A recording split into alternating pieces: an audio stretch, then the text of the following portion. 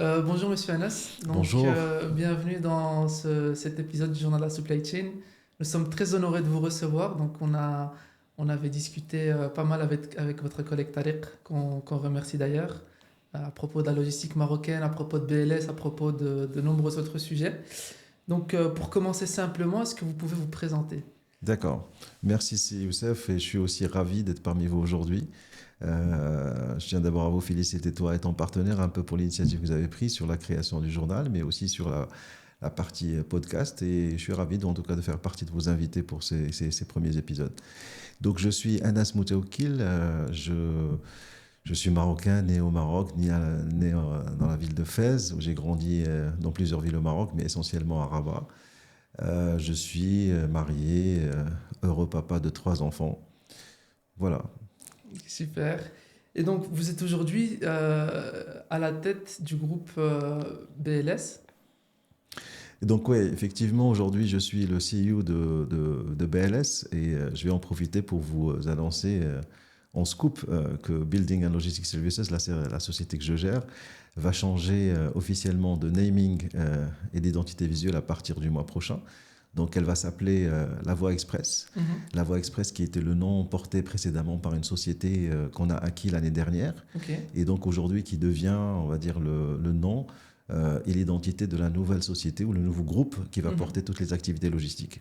Donc, j'ai, on va dire, la responsabilité et le privilège de pouvoir gérer ce groupe de sociétés. Super.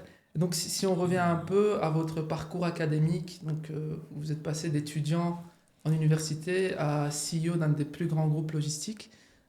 Comment s'est fait tout ce parcours-là? Alors effectivement, aujourd'hui, moi j'ai fait mes études supérieures à Rabat et ensuite, alors j'ai fait une licence appliquée en management à l'université de Rabat, Mhm. suite à laquelle j'ai fait un master en business administration à l'université Al-Akhawayn, qui est une université américaine à Ifrane. Mhm. Et ensuite, j'ai, on va dire, entamé ma carrière professionnelle en commençant chez Procter Gamble. Ok. Donc Procter, que je considère aussi comme étant peut-être la meilleure formation que j'ai eue du point de vue professionnel. Donc chez Procter, j'ai passé à peu près 11 ans. Alors ce qu'il faut savoir chez Procter, que j'ai rejoint le département commercial dans le sens large qui s'appelait à l'époque Customer Business Development. Et Mhm. j'ai commencé par le bas de l'échelle. Sortant d'école, je me suis retrouvé dans un camion en train de vendre des produits à des détaillants, des épiceries au Maroc. Comme vous savez, le commerce traditionnel au Maroc, il est toujours fragmenté, donc c'est des petites épiceries. Donc Mhm. j'ai passé plusieurs mois à vendre du produit, du Tide, du Pampers et du Pantene à ces détaillants. Et ensuite, bien sûr, j'ai évolué parce que Procter est un système de promotion interne très intéressant qui permet Mhm. d'évoluer, mais aussi de toucher à plusieurs métiers, plusieurs activités. Donc j'ai géré plusieurs canaux de distribution, le traditionnel à travers les grossistes, les grandes surfaces. Ensuite, j'ai Mhm. fait des jobs de trade marketing, de distribution ou d'opération de distribution. Mhm. Et mon dernier job chez Procter, qui était intéressant, il était à Dakar, au Sénégal. Ok. Donc j'ai été envoyé là-bas en mission en tant que country manager pour lancer les opérations de Procter Mhm. dans une dizaine de pays francophones Mhm. dans la partie Afrique de l'Ouest, qui était très très intéressant. Alors suite à ça, j'ai rejoint une autre aventure qui est celle du groupe Axal, Mhm. un des leaders du retail au Maroc. Et c'était à l'occasion de la construction et l'ouverture du Morocco Mall, qui est l'un Mhm. des plus gros malls d'Afrique. Donc c'était une expérience aussi excitante. Ensuite, j'ai rejoint le groupe Palmeraie Industrie en tant que directeur général adjoint en charge Mhm. de toute la partie business, la partie commerciale, marketing et logistique. Je suis resté là-bas à peu près 9 ans avant que mon président actuel m'appelle, Monsieur Monsef Belkhiat, qui est le fondateur et président du groupe HNS Invest Holding. Et je me souviendrai toujours du moment où il m'avait invité à prendre un café chez lui à la maison, dans sa terrasse. Mhm. Et on a discuté, il m'a proposé de rejoindre, on va dire, à l'aventure du groupe. Et j'avais posé la question, c'était pour quel projet? Et ça me marquera toujours parce qu'il me dit, viens, rejoins-moi, on va créer le plus gros distributeur, pardon, il m'a dit de rejoins-moi, on va créer le plus gros logisticien du pays. Ok. Et donc j'ai dit waouh, parce que ça c'est une vision. Et ça c'est Mhm. un projet qui ne se refuse pas. Donc j'ai tout de suite dit oui. J'ai dit oui même avant d'avoir négocié mon package de rémunération parce que le projet était excitant. Et c'était en 2021, donc ça fait maintenant à peu près 5 ans. Et entre-temps, on voit qu'on a déjà réalisé la vision, une grosse partie de cette vision. Voilà. Monsef Belkhaït, qu'on salue d'ailleurs, avec qui on a beaucoup interagi sur le journal, il a souvent partagé également nos publications, il est très proche des jeunes, donc on le remercie aussi également. Bien sûr, bien sûr. Par rapport à ça. Et donc, dans le passé, la logistique n'était pas très très connue de la plupart des gens. Vous, à quel moment vous avez ressenti que la logistique allait devenir un levier de croissance stratégique ? Au fait, alors, la logistique, c'est vrai qu'il y a quelques années, moi ça fait maintenant 26 ou 27 ans que j'ai commencé ma carrière, la logistique était considérée comme un métier de support, comme d'autres métiers de support, et qui n'étaient pas nécessairement dans le cœur du business. Maintenant, dans toutes les étapes de carrière que je vous ai citées tout à l'heure, on s'est rendu compte que la logistique est critique et même stratégique. Et donc, je pense que ça soit sur mon passage au niveau de chez Procter sur les opérations de distribution, quand il s'agit de livrer de la marchandise à 100 000 détaillants épiceries au Maroc, il faut de la grosse logistique pour pouvoir réaliser ça. Que ça soit au niveau d'un groupe de retail comme Axal, où il faut importer quasiment tous les produits, parce que c'est des franchises, des enseignes étrangères, donc il faut gérer tous les flux d'importation et de dispatch de ces produits. Ou que ça soit sur d'autres métiers, ou chez Procter, quand j'étais au Sénégal pour les pays francophones. C'est-à-dire le challenge, c'était de craquer le modèle logistique et de pouvoir importer des produits de différentes usines dans le monde et de gérer toute la complexité de l'import, du dédouanement et ensuite de la distribution de ces produits. Donc pour moi, la logistique a toujours pris une place importante. Et je pense qu'on a tous vécu, surtout après les dernières crises, la crise du Covid, on a vu que le monde s'est arrêté, sauf pour la logistique. La logistique a continué de fonctionner parce qu'il fallait continuer à acheminer des produits agroalimentaires, des médicaments. Et c'est là où on s'est rendu compte que la logistique est encore plus critique et plus stratégique que jamais. Et que je pense qu'elle est en train de prendre de plus en plus de place et de poids dans les entreprises parce qu'ils se sont rendus compte, les managers se sont rendus compte que sans une logistique efficace et efficiente, le business ne pourrait pas avancer. Donc, avec votre recul et votre expérience, c'est quoi votre regard sur la logistique marocaine aujourd'hui ? Alors, la logistique marocaine, je pense qu'elle a franchi beaucoup d'étapes. On a aujourd'hui au Maroc une logistique qui se développe à l'image de tout le pays, parce qu'il y a une dynamique économique intéressante aujourd'hui au Maroc qui a été insufflée par les directives de Sa Majesté le Roi, que Dieu l'assiste, et qui consiste aujourd'hui à stimuler l'économie dans tous les sens. Quand vous voyez le Maroc aujourd'hui, ce qui a été fait sur la partie portuaire est juste extraordinaire à travers le port de Tangemed, qui est aujourd'hui l'un des plus gros ports d'Afrique et de la Méditerranée et dans le monde en général. Et tous les ports qui sont en train d'être construits pour préparer leur démarrage, comme celui de Nador, celui de Dakhla. Donc on a fait un grand pas sur cette partie portuaire, sur la partie ferroviaire aussi, avec les extensions de lignes ferroviaires et le TGV, sur la partie réseau autoroutier aussi, qui s'est agrandi, qui continue de s'agrandir. Et aussi sur toute la partie, on va dire, de la logistique qui nous concerne directement, qui est toutes les zones logistiques aujourd'hui, qui est sous l'impulsion de l'Agence marocaine de développement logistique, sont en accélération de développement pour pouvoir permettre, on va dire, aux différents opérateurs logistiques industriels de pouvoir, on va dire, s'installer et gérer leurs opérations. Donc pour moi, on est sur une dynamique et une effervescence importante.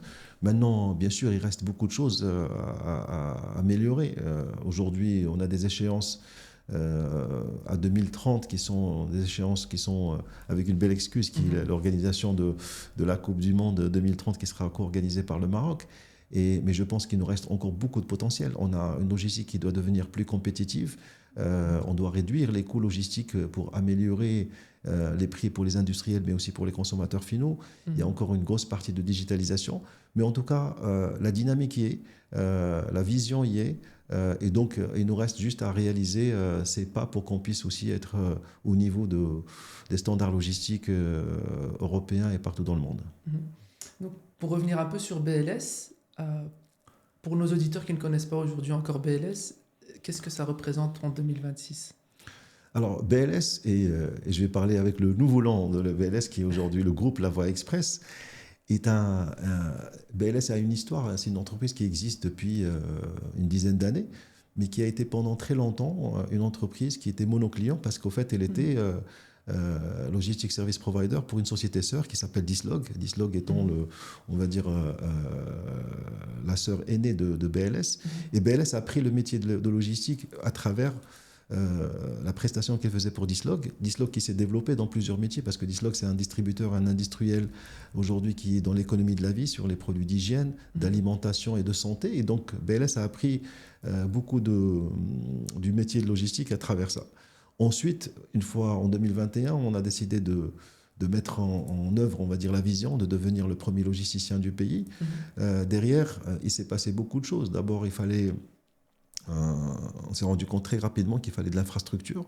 Et l'infrastructure, il n'y en avait pas parce qu'il y a une rareté sur le foncier logistique au Maroc. Il fallait développer nos propres plateformes. Et donc pour ça, on a monté un pôle immobilier pour pouvoir joindre ça. Mais avant, il fallait aussi trouver l'argent parce que c'est très capitalistique. Et donc on a fait un plan d'action stratégique, un business plan, et on a surtout réussi à convaincre des investisseurs de nous rejoindre dans le tour de table. Le premier étant un fonds français qui s'appelle STOA, qui est une filiale de la Caisse de dépôt de consignation française de l'Agence française de développement, qui est rentré à 17% du capital. Ensuite, on a réussi à faire rentrer un autre gros acteur mondial qui est la Banque mondiale, à travers sa branche IFC, qui ont aussi rentré quasiment à 17% aussi. Ça nous a permis de renflouer nos fonds propres et de pouvoir lever de la dette pour pouvoir financer. Parce qu'aujourd'hui, je pense qu'on est à date à un peu plus que 2,5 milliards d'investissement, 2,5 milliards de dirhams, bien sûr, d'investissement au Maroc. Maintenant, BLS aujourd'hui, ou La Voie Express, est un opérateur logistique intégré. Qu'est-ce que ça veut dire intégré? Alors, intégré ou full logistic service provider, comme on dit. Donc, un opérateur qui propose des prestations sur tous les maillons de la chaîne de valeur logistique. Aujourd'hui, nous sommes organisés autour de 6 métiers. Ces 6 métiers aujourd'hui qui sont quasiment couvrent toute la prestation logistique dont aurait besoin un partenaire ou un client et qui vont du transport international, de l'import et de l'export, qui vont tous les services de dédouanement, à l'entreposage qui était notre métier de base sous toutes ses formes, en température constante, en température contrôlée, pharmaceutique, hygiène, électroménager, donc tout type d'entreposage, au transport. Transport aussi sous toutes ses formes, transport point A, point B, mais aussi en transport en livraison directe au client. La messagerie qui est aujourd'hui le last mile, on va dire, pour tous les industriels, pour pouvoir envoyer des palettes, envoyer des cartons séparément. Et puis aussi un autre métier qui consiste ce qu'on appelle les services à valeur ajoutée, qui est tout ce qui est manipulation de produits, du stickering, du bundling, du reconditionnement ou du mixing. Et enfin, un dernier métier qui est le property development, parce qu'aujourd'hui, on est aussi une foncière et donc on construit pour nos clients, c'est-à-dire des plateformes ou des sites industriels sur mesure selon leur cahier de charges. Donc on est sur à peu près 6 métiers. Et aujourd'hui, le concept du full service provider ou de l'opérateur logistique intégré consiste à être une sorte de one-stop shop pour nos clients. C'est-à-dire qu'aujourd'hui, on a nos clients en face et nos partenaires à qui on propose un menu et ils peuvent choisir dans le menu un peu la prestation qu'ils veulent. Et au fait, c'est un point d'entrée parce que plusieurs de nos partenaires et nos clients sont rentrés avec nous sur un métier. Ils nous ont testé, ensuite ils ont demandé un deuxième ou un troisième prestation. Et pour certains, on est quasiment en full service avec eux parce qu'il s'est passé de la confiance. Et puis, il y a surtout de la création de valeur ajoutée pour le client. C'est-à-dire, une fois que la prestation ou les différentes prestations sont confiées à un seul prestataire, il y a beaucoup de synergie, de gain de temps, d'efficacité et de création de valeur pour les clients, d'où le concept du one-stop shop. Donc, aujourd'hui, le choix d'implantation de vos plateformes logistiques, il est très précis. Donc, vous êtes situé près des ports, près des autoroutes, près des axes routiers. À quel point la localisation devient importante pour un acteur logistique comme BLS au Maroc? Alors, le choix des implantations des plateformes est très important. Bien sûr, ce que vous avez cité, c'est qu'aujourd'hui, alors je ne vais pas parler des contraintes, je vais parler d'abord dans un monde idéal. Dans un monde idéal, il faudrait être proche des points d'acheminement de nos clients. Et aujourd'hui, donc, nous, on travaille avec des clients qui sont ou des industriels, donc qui sont situés dans des zones industrielles. Donc la proximité à des zones industrielles est importante parce que ça permet en tout cas de réduire les coûts de transport par rapport à leurs usines, mais aussi beaucoup d'autres clients qui sont en modèle d'importation et donc il faut être proche du port. Donc l'idéal, c'est-à-dire déjà en termes d'acheminement de produits, c'est de se rapprocher des zones industrielles et des ports. Et bien sûr, que ce soit pour la réception de marchandises ou l'expédition de marchandises, il faut des plateformes ou des zones logistiques qui soient accessibles aux axes autoroutiers pour pouvoir redispatcher ces produits-là, parce que nous, on stocke, mais on redispatche rapidement vers des centres de distribution régionaux ou vers des clients directement. Donc le choix, bien sûr, dépend de ça. Alors c'est dans ce cadre-là qu'on remercie aussi l'Agence marocaine de développement logistique qui a compris très rapidement ses besoins et qui est en train d'accélérer la mise en place de ces zones logistiques. Alors il y a toute une transformation dans le pays parce qu'il y a encore beaucoup d'entrepôts et de plateformes qui sont situées dans les zones urbaines. Je pense qu'on va être comme le modèle européen, on va sortir de plus en plus des villes. On va plutôt être dans des zones où il y a tout l'écosystème, un écosystème où il y a les opérateurs, il y a les industriels, et qui permettent aujourd'hui de massifier. La massification est importante, c'est-à-dire qu'il ne faut plus gérer des opérations séparément, mais avoir des flux importants qui permettent d'être compétitifs et réduire les prix. Donc voilà, l'implantation dépend de ça. Maintenant, il faut aussi qu'on soit dans des zones qui nous permettent d'avoir les bonnes hauteurs pour pouvoir optimiser l'espace, d'avoir aussi de bons aménagements en termes d'accès aux routes aussi. Donc, vous avez dit que vous accompagnez donc les clients bien au-delà du stockage simple. Donc, aujourd'hui, qu'est-ce que ça représente pour votre métier, le fait de passer d'un acteur 3PL qui ne fait que du stockage à plutôt un accompagnateur sur toute la chaîne logistique? Alors, c'est un point très important. Alors, parce que l'un des challenges qu'on s'est donné au Maroc, c'est d'abord de convaincre beaucoup de clients de nous confier leur logistique.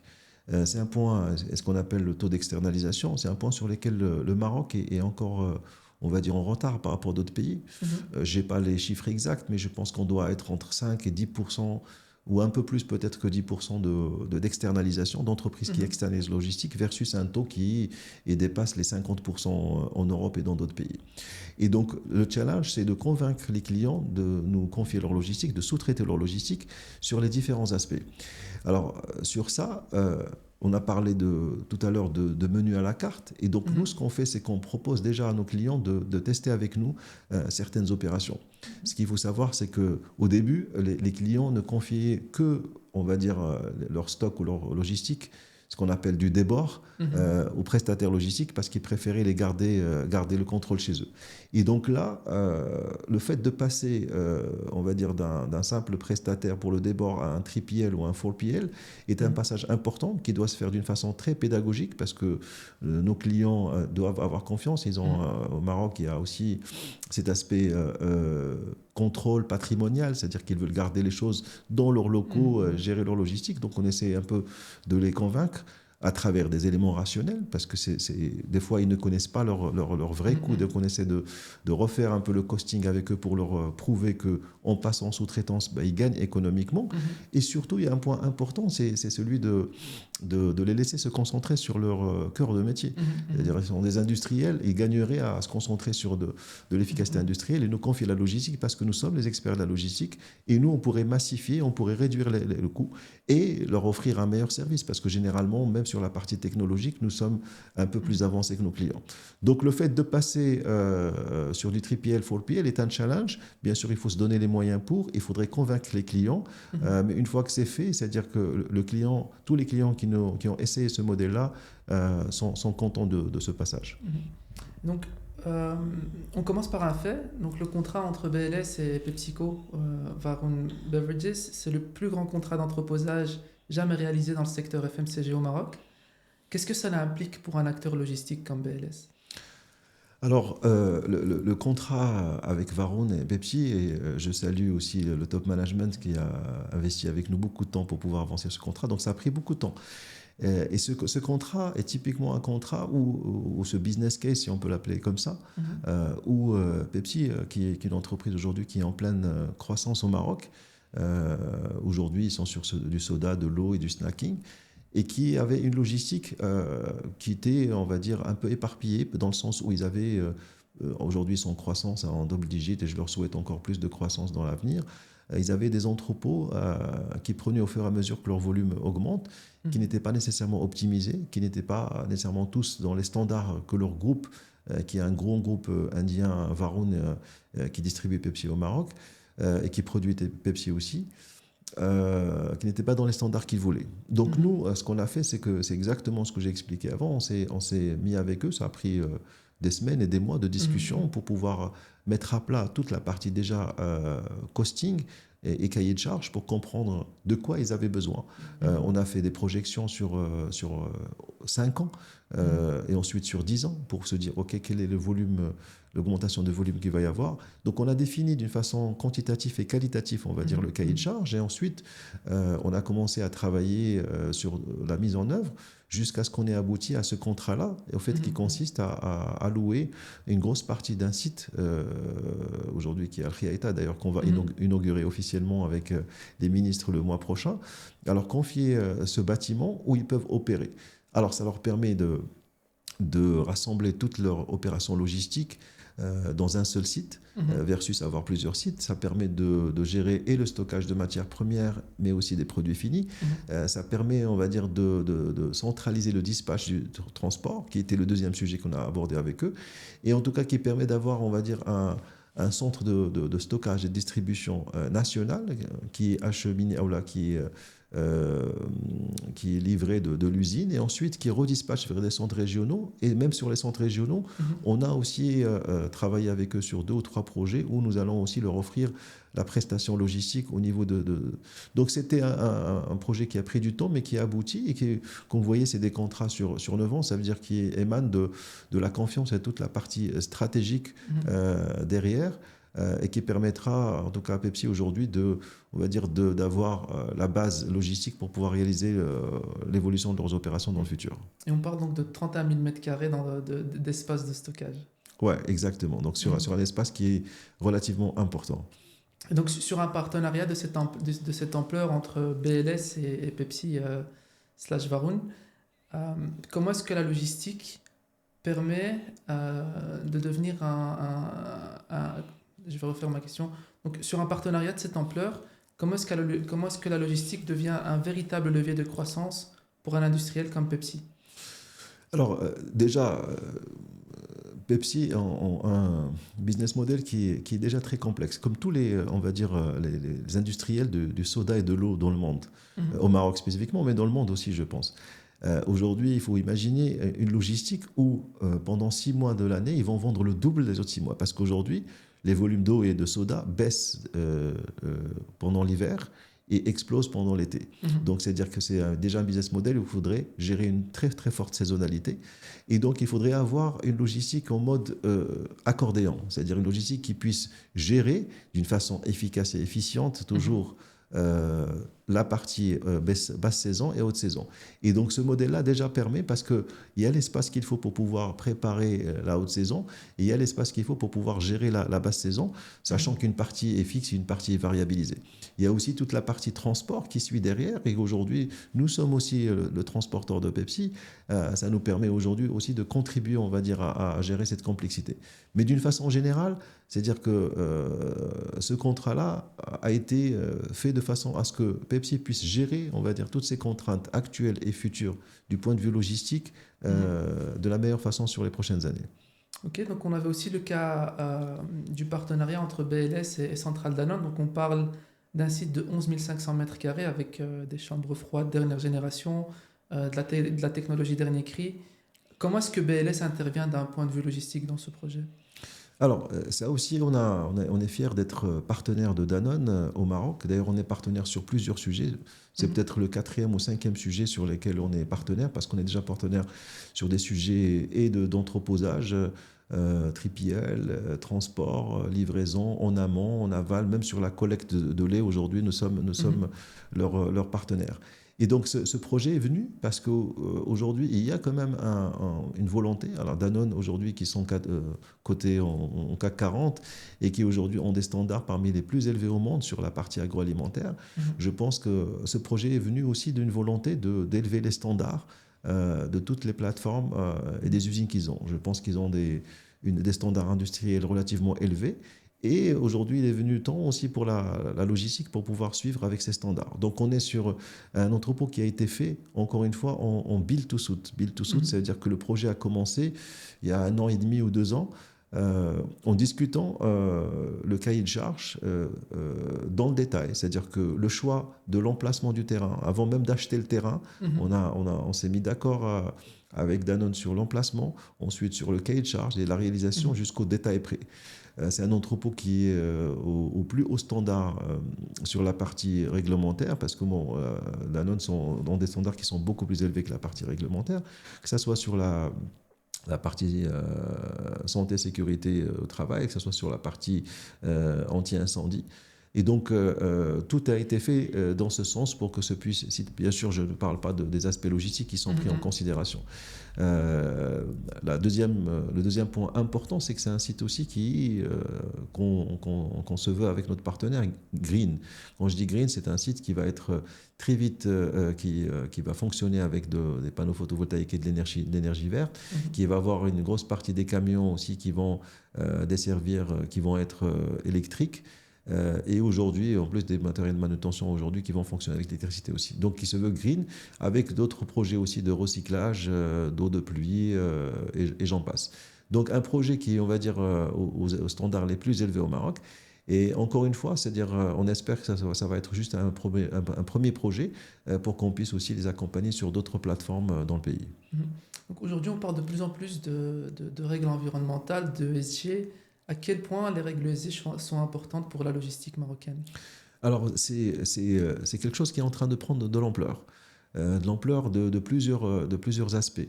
Alors d'abord, nous, tous nos partenaires investisseurs financiers, qui sont la Banque mondiale et qui sont les fonds d'investissement, nous encouragent à travers ces aspects-là. L'aspect environnemental, on vient d'en parler, et donc il devient important. Et au fait, ce qui est intéressant dans l'aspect environnemental, c'est qu'on joint l'utile à l'agréable, ou on fait d'une pierre deux coups. C'est-à-dire que d'un côté, on préserve l'environnement, mais aussi on réduit nos coûts à travers, quand on a une partie de notre énergie notre facture d'énergie baisse parce qu'on a des panneaux solaires, on rend service à la terre, mais on réduit aussi nos factures. La deuxième chose... Et sur ça, il n'y a pas que les panneaux solaires, c'est-à-dire qu'il y a tout un dispositif pour fonctionner avec du LED, pour avoir de l'isolation, on va dire, thermique dans les bâtiments. Donc, il y a tout un projet pour que la partie environnementale puisse être prise en considération dans la construction de bâtiments, dans le fonction opérationnel, et même sur une partie recyclage, un peu de déchets qui peut y avoir à travers l'activité. Sur la partie sociétale, la même chose. Aujourd'hui, donc, on consacre beaucoup de focus sur ça, dans le sens où quand on ouvre une plateforme quelque part, on veut s'assurer que la communauté directe de cette plateforme puisse aussi en bénéficier. Donc on recrute du monde ou des employés, on va dire, de la région. Donc c'est quelque chose qui est important. Et le deuxième aspect, c'est qu'on s'assure que ces aspects... que les conditions de travail aujourd'hui sont au plus haut niveau pour que les employés puissent s'y retrouver. Et dernier point sur le ESG, c'est la partie gouvernance. Et la partie gouvernance, aujourd'hui, un groupe comme celui que je gère n'est pas nécessairement coté en bourse, mais on fonctionne comme si on était déjà coté en bourse en termes de standards de gouvernance à travers les conseils d'administration et à travers les différents comités de gouvernance nécessaires. D'autant plus, le dernier point, c'est que nos clients, qui sont généralement des plus grosses multinationales de la place, ont commencé à devenir très exigeants sur ce point-là. Et donc, tant mieux, parce que c'est un point de différenciation pour le groupe La Voie Express. Et aujourd'hui, on est parmi les rares, on va dire, logisticiens du pays qui travaillent ce côté-là. Donc, tant mieux, ça nous donne un avantage compétitif sur le marché. Okay. Donc, on a beaucoup parlé de l'infrastructure physique au niveau de la logistique, mais aujourd'hui, la digitalisation devient de plus en plus importante également. Chez BLS, comment est-ce qu'interviennent tout ce qui est système d'information et digital? Alors, bien sûr, la digitalisation, je pense qu'il est évident, ce n'est plus un choix, c'est un must-have. Et bien sûr, comme n'importe quelle entreprise dire classique, à BLS ou à La Voie Express, on a D'abord un chantier ERP, et vous savez qu'on a fait beaucoup de, une grosse partie de notre croissance à travers de l'acquisition externe, de la croissance externe. Donc on rachète beaucoup d'entreprises qu'il faudrait très vite intégrer, et donc intégrer d'abord dans l'ERP. Donc on a des projets aujourd'hui, un schéma directeur déjà, qui consiste à intégrer toutes les sociétés qu'on a achetées dans l'ERP de la société mère pour qu'on puisse avoir une lecture sur toute la partie financière, comptabilité, achat, qui soit uniforme. Deuxième chantier, c'est toute la partie système métier. Et sur les systèmes métiers, bien sûr, vous avez expliqué un peu les verticaux que nous avons. Pour le stockage, on a besoin de Warehouse Management System. Et donc aujourd'hui, on en a d'ailleurs 3 ou 4 aujourd'hui parce qu'il s'est avéré qu'il en faut plusieurs pour pouvoir gérer les différentes contraintes et différentes spécificités de nos clients. On est en train d'implémenter un Transport Management System, un Freight Forwarding Management System pour la partie fret, la même chose pour la partie dédouanement. Donc on a ces systèmes métiers aujourd'hui qui sont en place. Maintenant, le challenge de la digitalisation, c'est d'abord de faire communiquer ces différents systèmes avec le RP. Je t'apprends rien parce que tu es aussi un expert sur le sujet. Donc il faut les faire communiquer avec le RP et il faut qu'ils parlent le même langage pour qu'on puisse récupérer l'information. Et la deuxième partie, c'est qu'il faut communiquer avec les clients. Tout à l'heure, j'ai parlé d'externalisation et de confiance avec les clients. L'un des points et des exigences des gros clients, c'est qu'ils veulent se connecter et avoir du real-time monitoring. Donc, pour pouvoir faire ça, il faut des projets d'EDI et pour des projets d'EDI qui, des fois, peuvent prendre du temps, mais en tout cas, qui rassurent les clients parce qu'il a une lecture. Et donc, tout ça fait qu'il y a cette partie digitalisation, à ce stade, devient importante et devient stratégique pour un opérateur logistique pour qu'il puisse avancer dans son activité. Et donc, vous aviez également cité de l'autre côté, dans la presse, donc dans les échos, la digitalisation est indispensable, mais elle ne suffira pas seule. Qu'est-ce que vous voulez dire avec cette phrase ? Ouais. Non, effectivement, il faut que je me rappelle de tout ce que j'ai dit, mais effectivement, je me rappelle avoir dit. Alors pourquoi je viens de dire qu'elle est nécessaire et indispensable, mais elle a des prérequis. Elle a des prérequis parce que, c'est-à-dire, si on veut digitaliser, je pense qu'on va appeler ça, la technologie n'aime pas l'ambiguïté. Et la technologie, donc, c'est-à-dire qu'on a besoin de préparer et d'être carré sur nos process. Et donc vraiment parce qu'aujourd'hui quand on est en mode manuel, il y a toujours, on va dire, une marge pour l'appréciation humaine. Et donc il faut d'abord écrire nos process, et on s'est rendu compte qu'effectivement c'est quelque chose qui nous fait du bien parce que ça nous a poussé à revoir tous nos process et les mettre au carré. Deuxième point, c'est tout ce que j'ai dit tout à l'heure, c'est qu'il faut de l'architecture et il faut de la gouvernance de données. C'est-à-dire une fois qu'on a des données qui sont... on a des milliers de données qui sortent ou des millions de données qui sortent un peu de différents systèmes, il faudrait qu'ils puissent communiquer entre eux parce que ça ne sert à rien d'avoir de la donnée et de la garder en silo. Et le dernier point, effectivement, c'est l'interopérabilité. L'interopérabilité qui est importante. C'est-à-dire être dans un écosystème où juste une partie des acteurs est digitalisée et le reste ne l'est pas, c'est pas suffisant parce que c'est-à-dire on va arriver à un moment donné où tout ce qu'on a fait en digitalisation va se retransformer en bon manuel, en BL, papier. Et donc il faut ça au sein de l'entreprise, avec nos clients et avec le reste de l'écosystème. Et donc c'est le projet, je pense que même l'État est en train de pousser vers ça pour que tous les processus soient digitalisés avec le port, avec la douane et avec les clients et avec les opérateurs. Et donc je pense que c'est un projet aujourd'hui qui va bon train pour 2030 au Maroc. Et donc, en parlant un peu de futur, si vous projetez la logistique marocaine à 5 ans, à 10 ans, selon vous, à quoi elle va ressembler ? Je pense qu'elle va être une logistique performante, une logistique moderne, une logistique qui va être digitalisée, une logistique qui va rattraper beaucoup de retard sur la partie dont j'ai parlé, qui sont les zones logistiques. Aujourd'hui, je pense que on a parlé de la tendance qui est aujourd'hui que les zones logistiques sont en train d'être préparées pour pouvoir sortir une grosse partie de la logistique urbaine et de la gérer en dehors des villes. Je pense que l'arrivée des nouveaux ports vont renforcer, on va dire, la place du pays en tant que hub, parce qu'aujourd'hui, les ports du Maroc ne servent pas qu'à acheminer des produits à l'intérieur, mais aussi à être, on va dire, un hub entre l'Afrique, l'Europe et l'Asie. Donc la partie portuaire va augmenter. Et la partie terrestre, aujourd'hui, où on a nos réseaux autoroutiers qui arrivent jusqu'à Agadir et qui va être étendu, permettrait d'avoir, on va dire, des flux routiers qui permettront d'acheminer des produits du Danemark vers l'Aïoun ou vers Dakhla en très peu de temps. Donc oui, moi je suis très optimiste par rapport à cette logistique qui sera au standard européen, Inch'Allah, d'ici 2030. Est-ce que vous pensez que le Maroc pourrait devenir également une plateforme logistique pour le reste de l'Afrique? C'est le cas, mais ça dépendra. C'est-à-dire, aujourd'hui, nous avons de très bonnes relations avec tous les pays africains. Maintenant, aujourd'hui, il faudrait que, on va dire, les accords commerciaux entre ces différents pays et le Maroc puissent aussi le permettre. Donc, aujourd'hui, c'est déjà le cas, mais on travaille beaucoup à travers des flux maritimes avec ces pays africains. Je pense qu'il y a des projets comme le gazoduc, s'il réussit, et Inch'Allah, il va réussir, c'est-à-dire qu'il va nous connecter, on va dire, avec beaucoup de pays. Et donc, cette logique-là devrait être extrapolée aujourd'hui sur la partie routière. Mais d'une façon générale, oui, le Maroc a un rôle important à jouer de par la relation historique qu'on a avec les pays africains et de par, on va dire, les différents accords commerciaux qui sont en train de se renforcer. Donc aujourd'hui, la supply chain attire de plus en plus de jeunes talents au Maroc, que ce soit sur la partie digitalisation, sur la partie opération, planification, etc. Quel conseil donnez-vous aux jeunes Marocains qui veulent faire carrière dans la supply chain? D'accord. Alors, tant mieux, parce que ça me fait plaisir, parce qu'effectivement, la logistique ou la supply chain, pendant longtemps, n'était pas toujours le job le plus sexy qu'on pourrait avoir dans une entreprise, parce qu'on voulait tous être marketeur ou commercial, mais pas logisticien.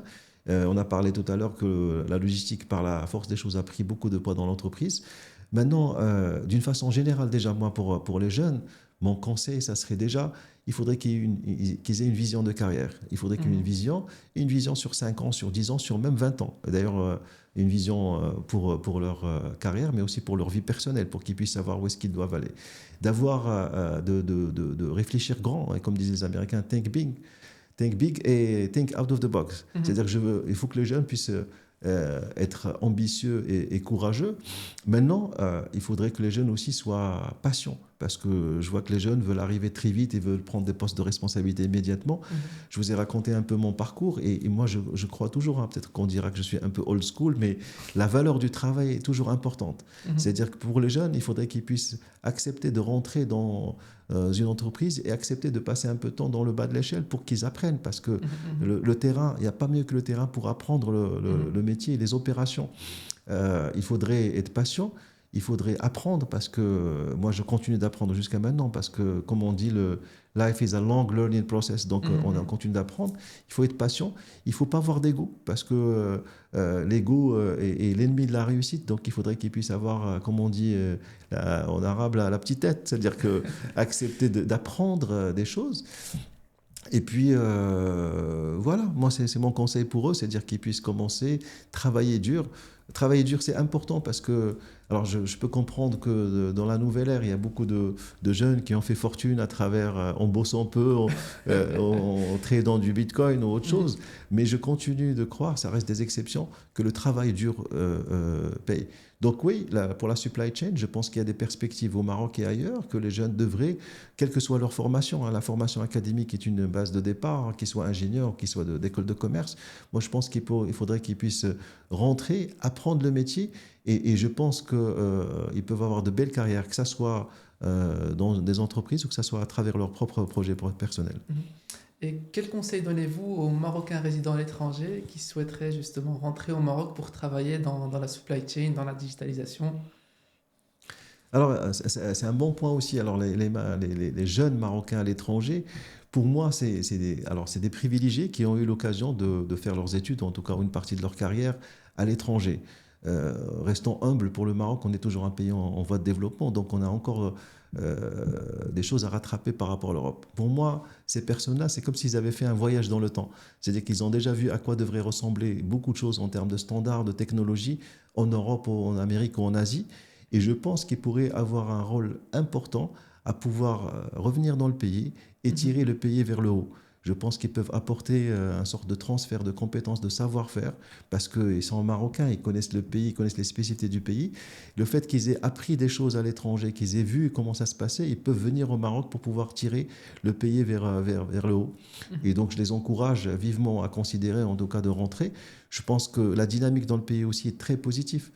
Bien sûr, il faut choisir le bon timing, la bonne entreprise, le bon projet, mais je pense qu'il n'a jamais eu d'aussi belle dynamique pour pouvoir rentrer au Maroc et construire sa carrière au Maroc. Ok, donc, Monsieur Anas, on vous remercie énormément pour Merci à vous de m'avoir accueilli. cette magnifique interview. C'était super intéressant. Et donc, vous retrouverez les extraits principalement sur LinkedIn, également sur YouTube, Instagram et sur Spotify pour la version audio. Magnifique. En tout cas, je continuerai à vous suivre et je continuerai à supporter votre travail parce que ce que vous faites aussi est aussi important pour le pays et pour la supply chain. Merci beaucoup. Tabarakallah alik.